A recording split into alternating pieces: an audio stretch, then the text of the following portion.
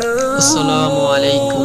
জান্নাতের মুহূর্তগুলো কতই না সুন্দর হবে যখন আমরা দুধের নহর, মধুর নহর, সরবের নহর, সোনা দানা, হিরে জহরত এবং রেশমের কাপড় দেখতে পাবো।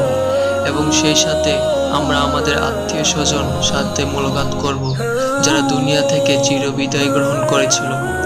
সেই সাথে তার বাবা মার সাথে মোলাকাত করবে এবং সেই দিন পিতামাতা তাদের সেই সমস্ত ছেলে মেয়েদের সাথে মোলাকাত করবে যারা শৈশবে মৃত্যুবরণ করেছিল।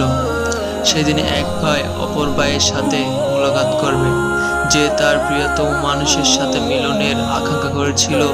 তারা সেই দিন মিলিত হবে।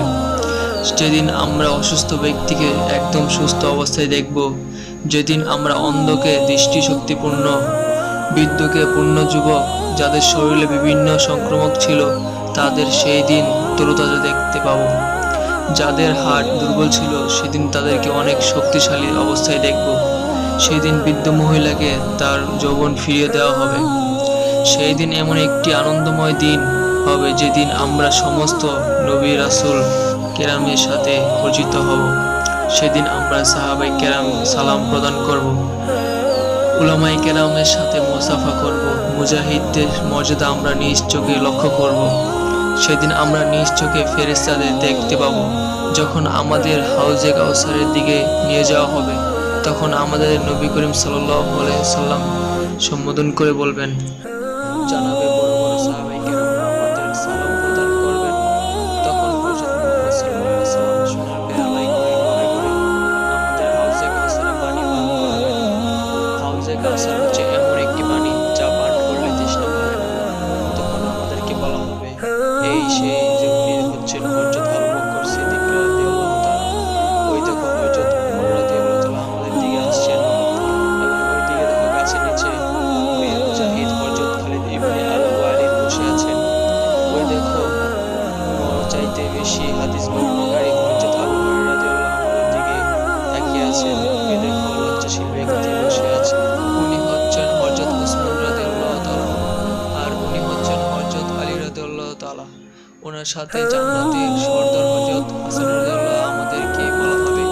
এই মুসাফির কুরআন হচ্ছেন হযরত আব্দুল্লাহ ইবনে আব্বাস রাদিয়াল্লাহু। কিছুক্ষণ পর অদূরে সমুদ্রের কণ্ঠে আযানের ধ্বনি ভেসে আসবে। যখন আমরা এই আযানের নিকট পৌঁছাবো, তখন দেখতে পাবো যে ব্যক্তি হচ্ছে হযরত বিলাল রাদিয়াল্লাহু তাআলা। অতঃপর আমরা অনেক সুন্দর কোকিল কণ্ঠে একটি আওয়াজ শুনতে পাবো।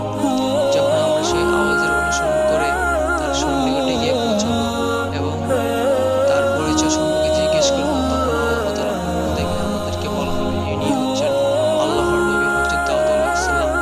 সেই দিনে এমন একটি দৃশ্যের অবতারণা ঘটবে, কুরআনুল কারীমে আমরা যে সমস্ত মানুষের কাহিনী সম্পর্কে জেনেছিলাম তাদেরকে আমরা সেদিন স্বচক্ষে দেখতে পাবো। অতঃপর আল্লাহ তাআলার পক্ষ থেকে আওয়াজ আসবে, হে আমার বান্দারা। তখন আমরা আল্লাহর নিকটে হাজির হয়ে বলবো, হে আমাদের রব, আমরা তোমার দরবারে হাজির হয়েছি। তখন আল্লাহ তাআলা আমাদের উদ্দেশ্য করে বলবেন, তোমাদের কোনো কিছু প্রয়োজন আছে? তখন জবাবে আমরা বলবো, হে আমাদের প্রতিপালক, আপনি আমাদের যা প্রদান করেছেন তার চাইতে বেশি আমরা আর কিছু চাইতে পারি না। আপনি আমাদের চেহারাকে নূর দ্বারা পরিপূর্ণ করে দিয়েছেন। আপনি আমাদের সবাইকে জান্নাতে অধিষ্ঠিত করেছেন এবং আমাদের সবাইকে জাহান্নাম থেকে মুক্তি দিয়েছেন। এই কথা শোনার পর আল্লাহ তাআলা তার চেহারা থেকে পর্দা সরিয়ে দিবেন। তখন আমরা আল্লাহর দিদার চোখে দর্শন করতে পারবো। তখন আমরা বুঝতে পারবো জান্নাতের মধ্যে সবথেকে বড় হলো আল্লাহর দিদার, এবং তাদের মধ্যে নিয়ামত তো আল্লাহ তাআলারই রয়েছে। অতঃপর আল্লাহ তাআলা সকল বান্দাকে উদ্দেশ্য করে বলবেন, আজ থেকে আমি তোমাদের উপর সন্তুষ্ট হয়ে গেলাম। আমি তোমাদের উপর কখনো রাগ করব না এবং তোমাদের উপর আমার গজব বর্ষণ হবে না। এরপর থেকে আমাদের সকাল সন্ধ্যা কতই না আনন্দময় হবে। আজ আমরা সমস্ত কষ্ট অতিক্রম করে সফলতা তার প্রান্তে পৌঁছে গেছি। মুনাফিকি নয়, হত্যা, পাপরাশি ইত্যাদি আজ আমরা অনেক পিছনে ফেলে এসেছি। সব ধরনের দুর্বলতা থেকে আজ আমরা চিরমুক্তি। এটাই হচ্ছে সেই জান্নাত, যার মাধ্যমে আমরা অনেক পরিশ্রম আল্লাহকে সন্তুষ্ট করে অর্জন করতে পারি। শুনে রাখো, আল্লাহ তাআলার জিনিস অনেক দামি হয়ে থাকে, আর আল্লাহ তাআলার সেই জিনিসের মধ্যে হচ্ছে